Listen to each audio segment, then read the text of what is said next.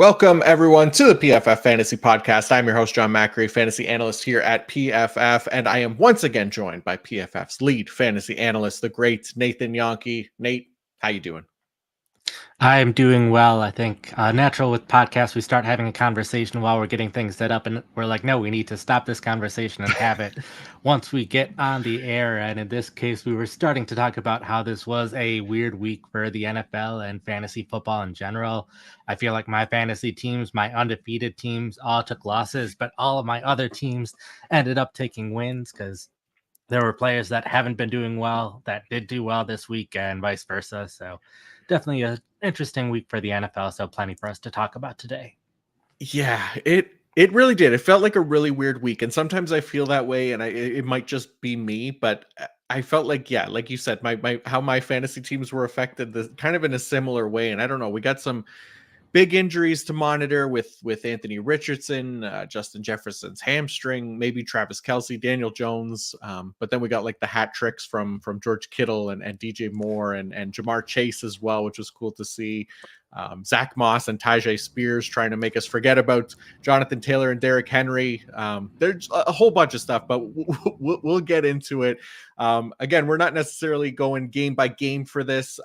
Instead, we're going to focus on the top takeaways from this weekend's game.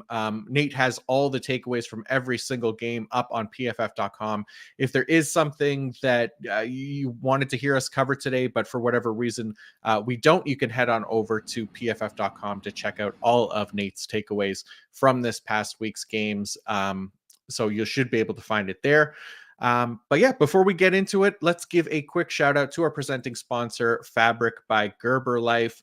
Fall is all about the back to school and back to routine checklist, and the most important task on that list should be securing your family's financial future, starting with life insurance. Fabric by Gerber Life makes it quick, easy, and affordable to protect your family so you can get back to enjoying life.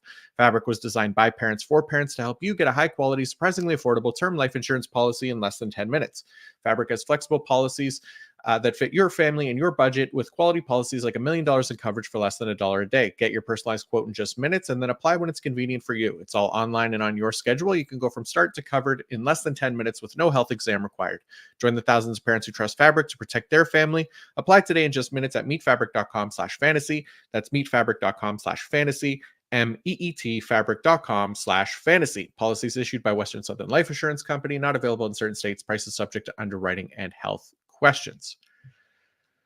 All right, let's start things off with some running back talk and a couple of names that we haven't covered a lot on this takeaway show in a while over in New England, where Bill Belichick may be buying into the feed Zeke mantra. We've got Ezekiel Elliott and Ramondre Stevenson, both had 8 carries each, both just under 25 yards rushing. So Nate, was the usage really that close between the two this week? Yeah, they were nearly identical. Something nice about having the bye weeks is when I was writing these recaps, I had a little bit more time to dig into what exactly was going on with Elliott versus Stevenson, since it's been just slight changes each week where Elliott just sees a little bit more and a little bit more work, and this time it was closer to 50%. They've mostly been rotating by drive. So Stevenson would get the first drive, Elliott would get the second drive, and so on. And in previous weeks, and when it was Elliott's drive, Stevenson would often come in on third down or if the drive was dragging on for a bit longer, but that hasn't been happening as much recently. So it would be really Stevenson gets a drive, Elliott gets a drive, Stevenson gets a drive, and so on. And sometimes when that happens, one player has longer drives than others, and in this one, just nothing with the Patriots was working that well. So we saw a pretty even split with Elliott and Stevenson. Like, we saw Elliott get the 2-minute drill, but that just happened to be because it was his turn to get the 2-minute drill. Stevenson got short yardage work, but that mostly was because his drives ended up running into some plays where there was short yardage work. So not expecting those two trends necessarily to continue. It'll be interesting to see what the Patriots do in general going forward with how poorly they've lost these past 2 weeks, and won't be surprised to see some pretty significant changes either to offensive philosophy or with the players they're using or what. I would note that Stevenson has graded better than Elliott as a receiver. It's just Elliott has a much higher target rate so far this season at 22% compared to Stevenson at 14%. So they've been throwing the ball to Elliott more. He just hasn't been any more efficient with the ball in his hands.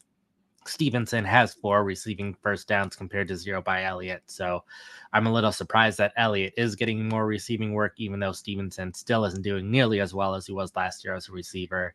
So it'll be interesting to see what exactly goes on going forward. I'd be a bit more hesitant to start Stevenson. I would be a bit more willing to have Elliott on my roster going forward just because we don't know what will happen, but it wouldn't be surprising to see this trend reverse or them do something significantly different.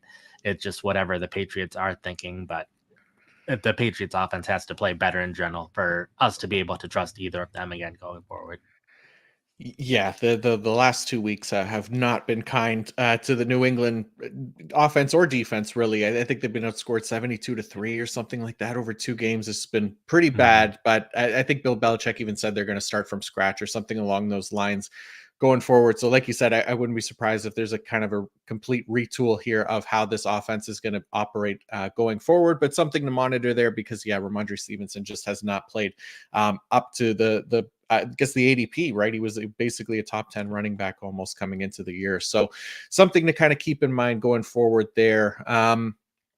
All right. Another big storyline heading into this weekend's game was not only Jonathan Taylor being activated off the PUP list, but the Colts actually paid the young man 3-year, $42 million. But watching this game, he didn't make many appearances in this one. So did the Colts pay the wrong running back, or what happened here with the Indianapolis backfield, Nate?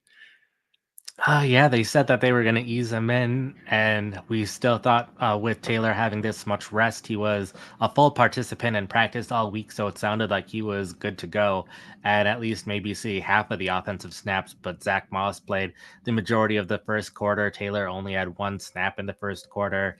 Started to ease him in a little bit more as the game progressed, but Zach Moss did an excellent job, put up big numbers in this one against a strong run defense as well. So even if Taylor wasn't active for this game and Moss was just the starter, this still would have been a surprising game for how good Moss did. So a little bit ironic that a running back finally got paid, and within a couple of days, the backup running back put up huge numbers. But it'll be interesting to see how this goes going forward. I would certainly expect after Taylor got paid for him to start to see more playing time going forward. But this might be more of a 50-50 split than we hope for. I think the most ideal thing would be if Zach Moss, after this great performance and how well he's played the last couple games, if Moss is the one that ends up getting traded, since I'm not sure it makes too much sense to keep both of them on the roster outside of having some insurance. But there are plenty of teams that could use some running back help at the moment, and Moss could be someone that could help those teams. But definitely a surprising occurrence of Taylor really not getting too involved in the offense. I would have expected at least more carries, and it was a close game throughout. So it'll be interesting to see how things shake out next week, but we could see anywhere from Moss seeing the vast majority of snaps again to Taylor completely taking over, or anywhere in between. Yeah, so I think that's the kind of the main question going forward, right? Is kind of how long is this going to last? Because I don't think, at least on the fantasy side, I don't think there was anyone who expected Zach Moss to have any like really like any fantasy relevant role this week once Taylor was back, let alone be like clear lead back. So, even for as well as Zach Moss had played in Taylor's absence, so now there yeah, like you said, there should be at least some hesitance about what that split is going to look like in the next couple of weeks. Maybe something changes. Like you said, Zach Moss gets traded or whatever. But I think just based on them paying Taylor, we have to assume his workload kind of increases as the year goes on, right? Yeah, just based on that money alone. So I would expect it, but we I think the big thing that might be in Taylor's favor is, even though he was coming into the NFL a more traditional early down back, he started to get more receiving work as his Mhm. career progressed, and Zach Moss has never really been that receiving back. So, if anything, I would hope that Taylor would get the passing down work sooner rather than later, but then it just becomes how do the carries get distributed? And ideally, we get to a point where Taylor is reaching double digit carries. Yeah, let's hope so. All right, let's move on to a running back who was not held back this week. Brees Hall of the New York Jets went off in week 5. It definitely helps to play the Denver defense, but 177 rushing yards, a touchdown, 17 receiving yards on 3 catches. The team talked about no more limitations for him heading into this week. So, Nate, 22 carries. We know the production was there. What did Hall's usage look like in this first game of him officially being unleashed? So it wasn't that extreme of a difference as some might expect. We've seen slight differences each of the past couple weeks, and it's basically all come in early downs. Where early in the season it was Dalvin Cook seeing a lot of those early down snaps, and each week Cook sees less and less, and Hall sees more and more. So a lot of it was just Hall getting a little bit more of the early down work, but really the Jets being able to run the ball a lot more. It was a game script where the Jets were able to run the ball and they wanted to do it. So I think unleashing Hall, if anything, had more to do with getting Hall the ball when he was on the field more often than before. The big interesting thing is Michael Carter remains the third down back, the passing down back. Hall received 1 snap in that situation, but Carter has had a pretty strong hold on that role so far this season. But if you look back to last season, Hall or Carter started the season as a third down back then as well, but Hall slowly but surely started to take that over prior to his injury. So it'll be interesting to see if Hall at some point can also get that passing down work, or if he just stays the clear early down back.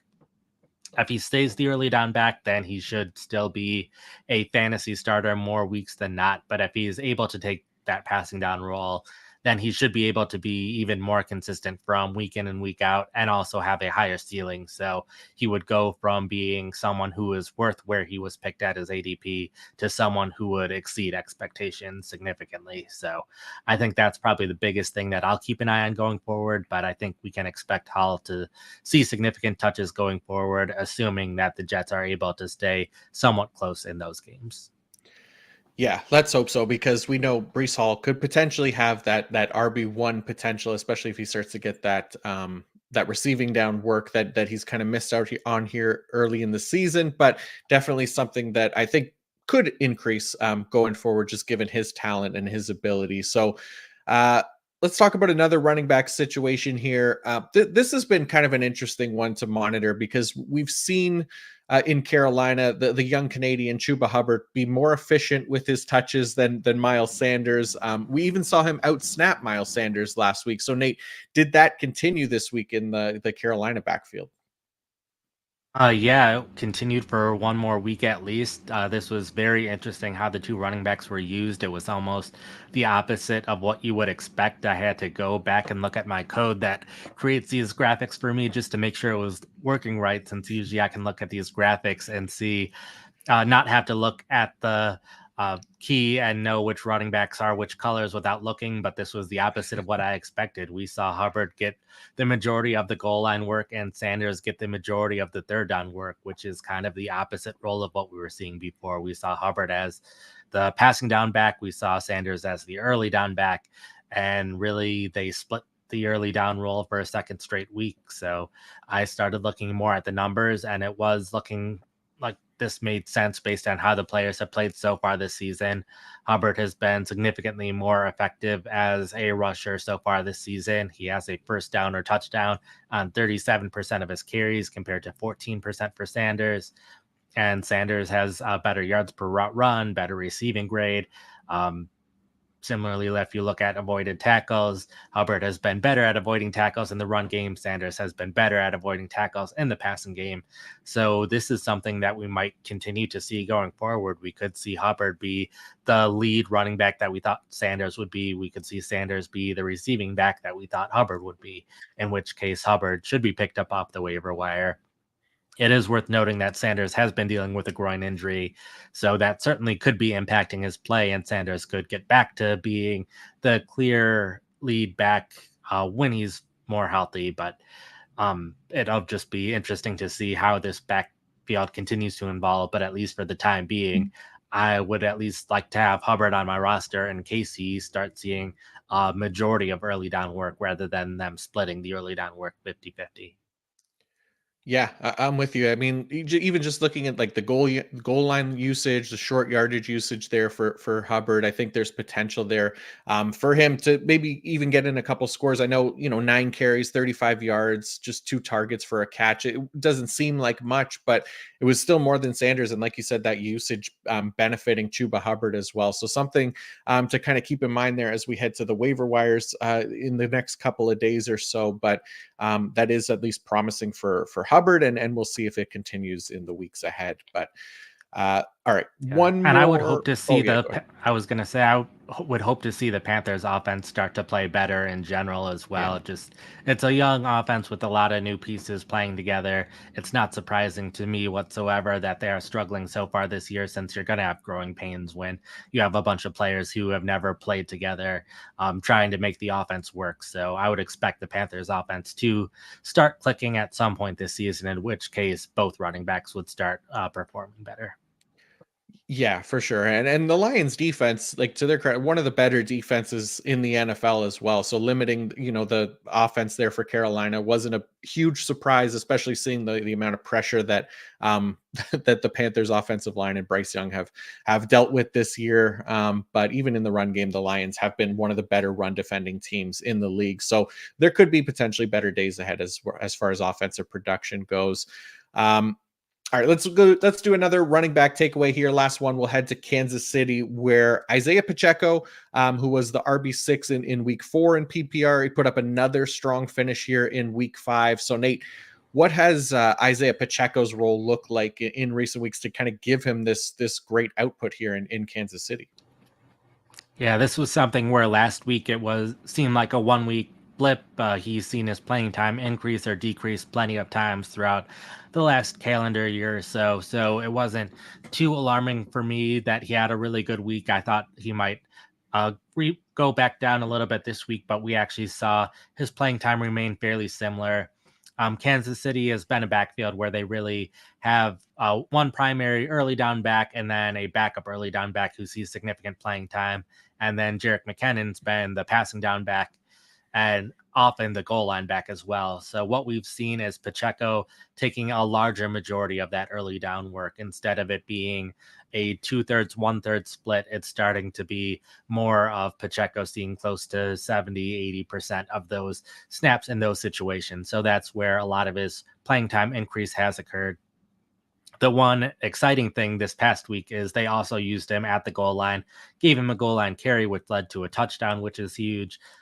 Kansas City, even if they're on the 1 or 2 yard line, still love to pass the ball and come up with all these fun plays that end up scoring touchdowns. So often it's Ben McKinnon who's been the running back on the field, even at the 1 or 2 yard line, because he's the one that can better create those kind of or be a part of those plays, but they just ran it with Pacheco like a normal team would. So that helped his fantasy value in this one. So I'm not sure if Pacheco will continue to see that goal line work, but his dominance on early down seems like something that will continue going forward. So I think in the future we can probably expect better production out of Pacheco. I think he'll get more opportunities.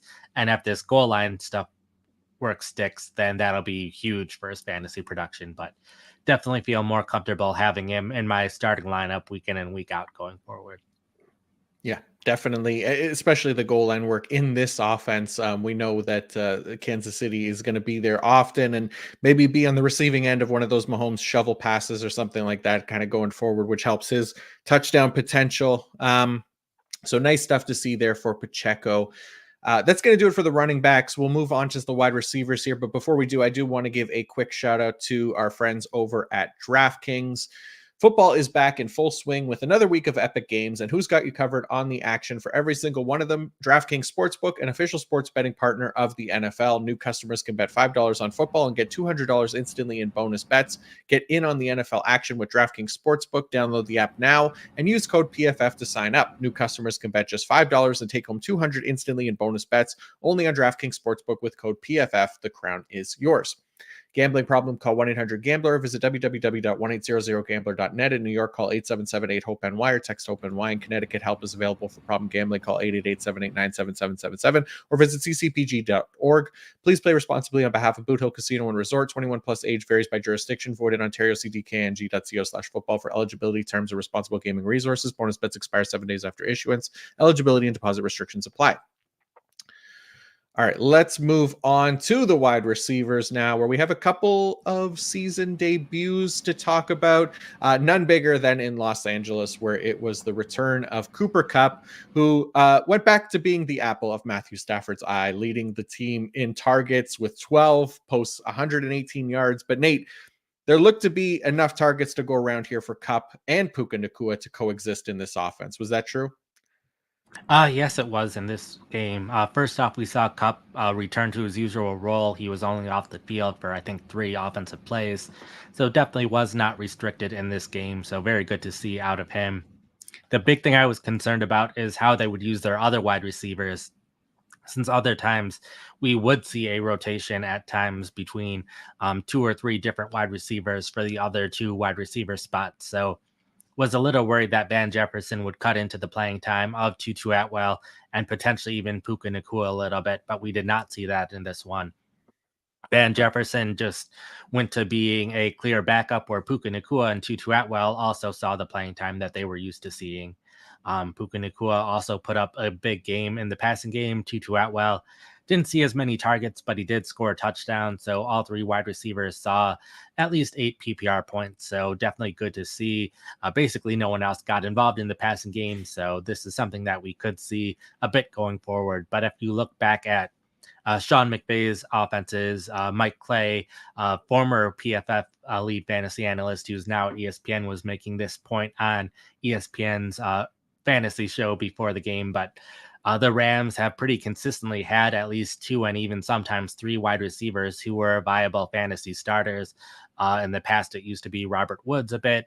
Brandon Cooks was on the team for a couple years as well, along with Cooper Kupp, and all of them were able to be starting fantasy wide receivers. So I don't think it's going to be surprising at all that we continue to see both Kupp and Nacua be consistent fantasy starting receivers. And it's just a matter of if Atwell will also continue to be someone that's worth starting in fantasy football. But based on his playing time, I would definitely keep Atwell on my fantasy roster to see what this is going forward, since it could vary from one week to another, and Atwell is a little bit more of a deeper threat for the offense. So it might depend on the defenses they're playing as well, and which teams are more vulnerable to giving up deep passes. So I think this is probably the best case scenario for anyone who had Rams players on your fantasy team, because no one really was getting hurt too much from this outside of Van Jefferson. But the past couple weeks, no one was expecting much out of Jefferson after Nacua and Atwell's breakouts. Yeah, this was definitely a nice first week with everybody healthy, right? It was at least encouraging for fantasy purposes. Again, that elite target rate for Cooper Kupp continued, 31.7% target rate. Nacua, though, 26.2%. So again, very high end target rates for both guys. But like you said, the other receivers didn't get as many targets. Even Tutu Atwell, just 12.5%. Tyler Higbee was under 8%. So it could, even if it's, Kupp and Nacua going forward, I think fantasy managers will be happy with that. But like you said, Tutu Atwell can absolutely still get involved as that deep threat, because he has that ability, and we've seen him be used there. And we've seen him be used in the red zone as well, which is kind of nice, especially for a smaller wide receiver there. He's got a couple touchdowns down there now. So good stuff there from the Rams. Let's go on to another 2023 wide receiver debut we got this week, and that was Jameson Williams, who had his suspension reduced to 4 games.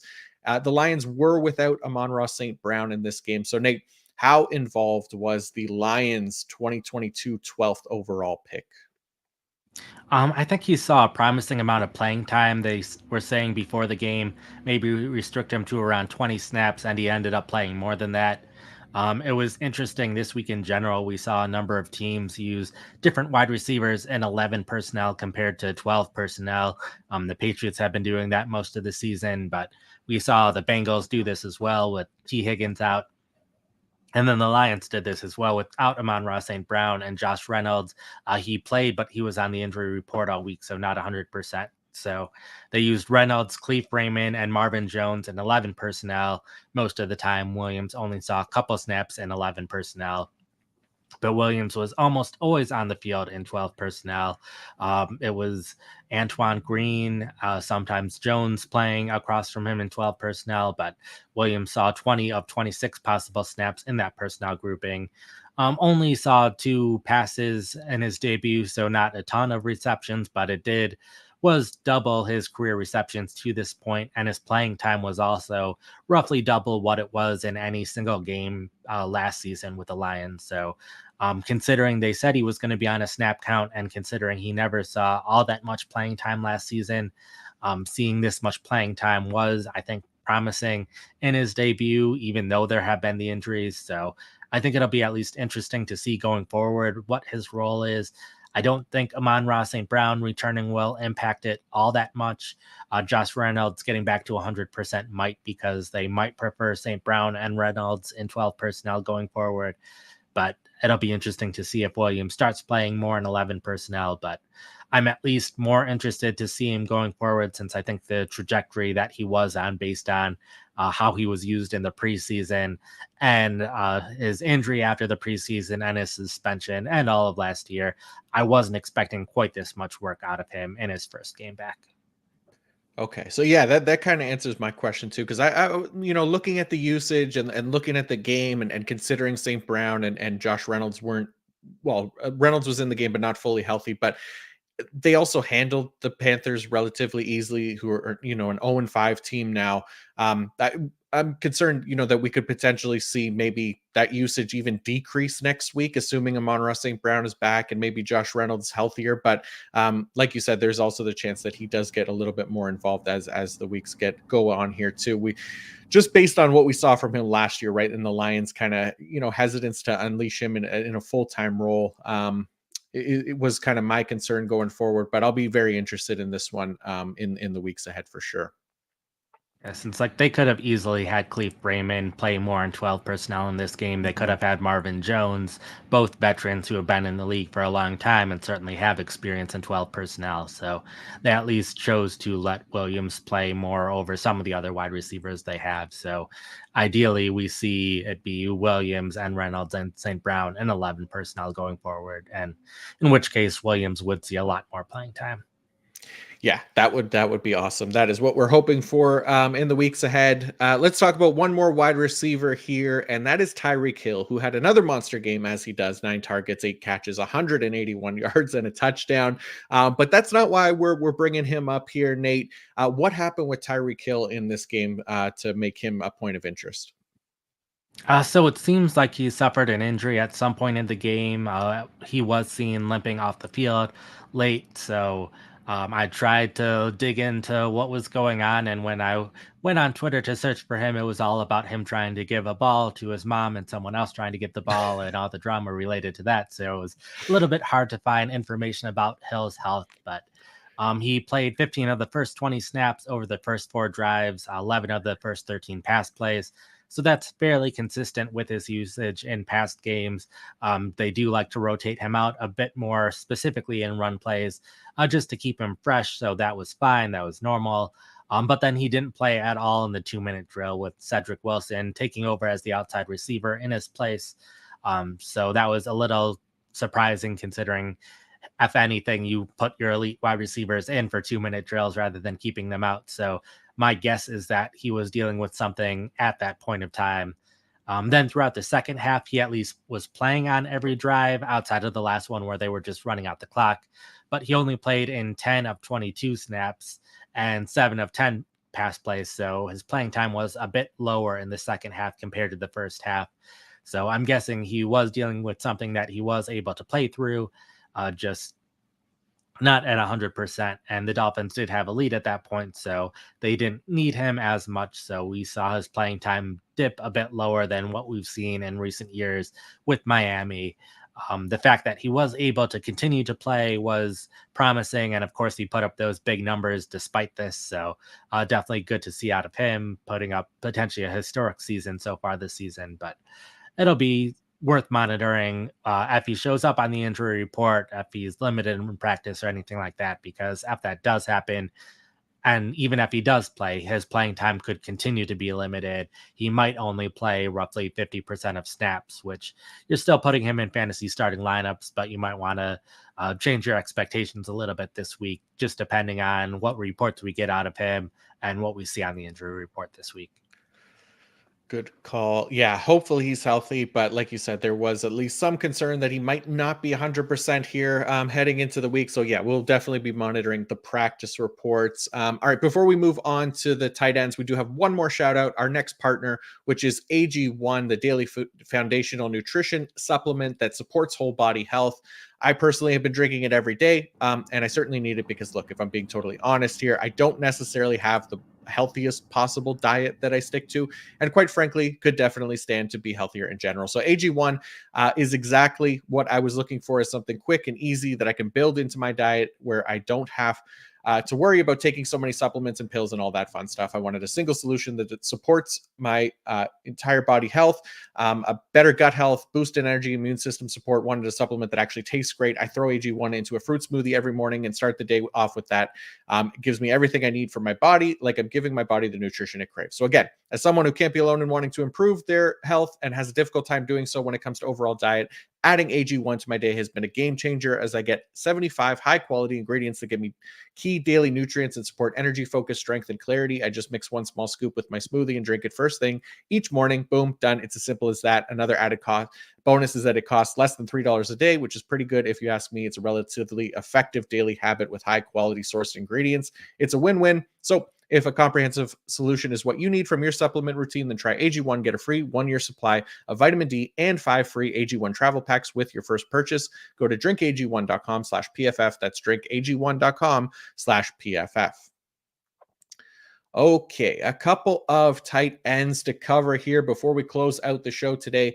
And we have to talk about the maybe resurgence of Kyle Pitts, who very much felt like he was also making his 2023 debut this week, considering his ghost status in the first 4 weeks. So Nate, 10 targets for Pitts. He goes 7 for 87. No touchdowns, of course, but is Arthur Smith turning a new leaf? Did Kyle Pitts see a role increase this week? This was a confusing game out of Pitts. First off, in general, it was good to see after spending all of July and all of August saying that you probably want to get a top 7 fantasy tight end and only having 3 of them work out the first couple weeks.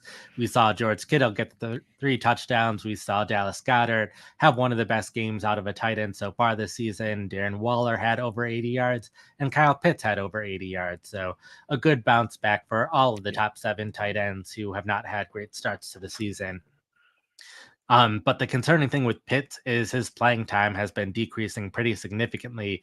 The past 2 weeks, he was just over 50% of offensive snaps, which is the lowest for him in a game over the past 2 seasons, outside of the game where he suffered a season-ending injury last season. So was pretty surprising to see. He hasn't been playing much in 11 personnel all season, which is the most confusing to me, because if there is any personnel grouping where I would expect Pitts to be on the field, it would be 11 personnel, but they are rarely using 11 personnel, significantly lower usage of that compared to all other teams in the league. But they've also been rotating him out more in 12 personnel, which mostly leaves him off the field for more run plays than before, but that also takes away some of the pass routes that he could be running. He was targeted on nearly half of his pass plays in this game, so that's a huge rate and probably isn't sustainable. So I think he would need to see his playing time increase in order for him to potentially sustain this potential. We also saw Jonnu Smith have another good game. He has the most receiving yards for a tight end over the past 2 weeks. So Pitts still isn't quite the best tight end on his team currently, based on how Smith has also been playing. So it's something that will continue to need to evolve, because Pitts saw the volume in this game and was the main part of the passing game. But if this playing time continues in future weeks, but he doesn't see quite as high of the target rate, then he'll go back to being a fairly unpredictable fantasy tight end. So it'll be interesting to see how the usage change goes usage change works going forward, since they are also making changes at other positions. They changed how they use their wide receivers this week, with Kadarius Hodge playing a lot in 12 personnel, where he wasn't seeing as much playing time before, compared to Mac Hollins and Scott Miller's the other one. So Mac Hollins, who was an every down wide receiver, now is only playing an 11 personnel and a little bit of 12 personnel. So the Falcons are definitely okay with making changes of how they're using their skill players at the moment. Cordero Patterson also getting more involved. So I wouldn't be surprised if this offense continues to evolve. It's just a question of if it evolves in a way that will help Pitt's fantasy production or not. Yeah, this is like it's like the opposite of, The Godfather 3, or just when I thought I was out, they pulled me back in. This is like I just felt like I was gonna get excited about Kyle Pitts, and then you see the usage and it's actually decreasing. It feels like a mirage, really, where I would not be surprised to see this production take another big hit next week. So I still don't feel 100% comfortable starting him yet, even after a nice game here. I feel like you have to see it consistently with Pitts to trust him, right? Because we know how kind of wild this usage can be. So good calls there. Thank you for putting that together, because that's definitely helpful to kind of sort through this Kyle Pitts mess here this season. But let's move on to another tight end who we've also been waiting to get more involved, and that is Chigoziem Okonkwo of the Tennessee Titans. 8 targets, 5 receptions, 33 yards. We like this, but there's always a but, isn't there, Nate? Yeah, this is a pretty similar story. Of we saw Okonkwo get plenty of playing time early in the season, and now his playing time starts to decrease at the same time that he's starting to see more targets, which is interesting phenomena.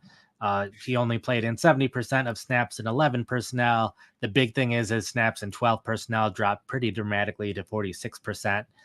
They've slowly but surely been getting Josh Wiley, their 5th round rookie tight end, a little bit more involved in the offense. Kevin Radar, another backup tight end who didn't see much playing time early in the season, but is now seeing playing time these past 2 weeks. So they're getting 4 tight ends involved in the offense now, which isn't great to see for him. But he did see more targets when he was on the field. So he's getting back to being among the better tight ends in terms of targets per route run, just not running as many routes as we would like to see. So I think in order for us to get back on the Okonkwo train, he both needs to see his playing time increase again, and he needs to make some of those big plays that he was making last year, since he's more consistently making targets, but they're not getting those big gains like we were seeing on a pretty consistent game to game basis last year. So ideally, he both starts making more big plays and gets his playing time back up. But until then, probably going to leave him on the waiver wire, despite how high we were on him just a few months ago. Yeah, it's another bummer here for the tight end usage in Tennessee. Yeah, 4 tight ends. That is definitely not ideal. And as somebody who spends a lot of time looking at names and players that are available, I've also never heard of Kevin Radar, but it is a cool name, so I will be more interested in him maybe. But yeah, not great for Okonkwo. But yeah, that's going to do it for our takeaways here. Another weekly takeaway episode. So hopefully, again, you found that helpful. If there was something that we didn't cover today, again, that you were hoping we would, well, first off, I'm sorry. But second, you can check them all out at Nate's game breakdowns for free on pff.com. He's broken down every single game. You should be able to find them there.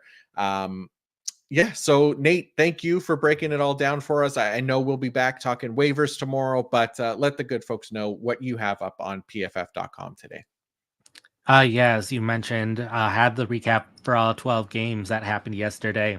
And there's plenty of stuff in there as well, a lot related to injuries that we didn't cover too much in today's episode, in large part because we don't really know how long those injuries will be in effect for. We find a lot of that information out today. So we'll have a lot more of that kind of information tomorrow in the waiver wire article, since if there are some of these injuries that are significant, then there are some people to look at on the waiver wire, even some of the ones where a player suffered a concussion, so they might be out next week. There are ended up writing about probably 6 or 7 more people on the waiver wire article compared to past weeks. So the waiver wire article is up for anyone who wants to read it now, but we will be covering that in full tomorrow.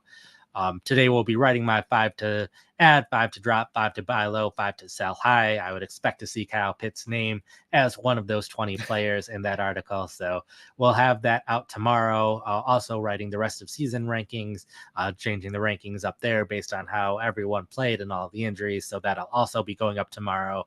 And then tonight we have the Packers and the Raiders. So we'll have the Monday Night Football recap up tonight immediately after that game concludes. Nice. Yeah, looking forward to that. And I'll be, so curious about where Kyle Pitts falls in that 5555 article that you write up. But a big shout out also to the PFF data collection team, the best data collection team in the multiverse, crushing another weekend's worth of games, getting us all this excellent data that fuels the analysis. We appreciate you all. Like Nate said, we are back tomorrow morning talking waivers. So we'll see you all then. Good luck closing out your week 5 matchups with Monday Night Football tonight. Help me pray for a 6-sack Max Crosby game. And until tomorrow, peace out.